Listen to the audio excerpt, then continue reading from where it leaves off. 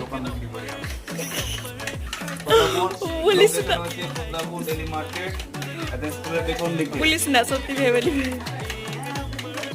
মনে হয় না আমার দোকান আছে ব্যাগটা যদি নিতে হবে না যদি কেউ মনে করে যে আমাদের দেখো দেখো আমরা সত্যি প্রফেশনাল ওটাই কর গরমে করতে হবে আমরা করবে উদ্ঘাটন করবে আর উদ্ঘাটনটা প্রথমে তো যাবে পেটে সব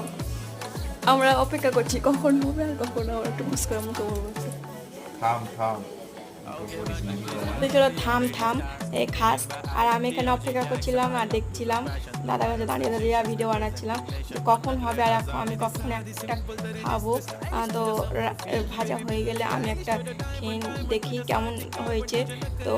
সেই হয়েছে পুরো ঘ্যামা হয়েছে আর আজকে ভিডিওটা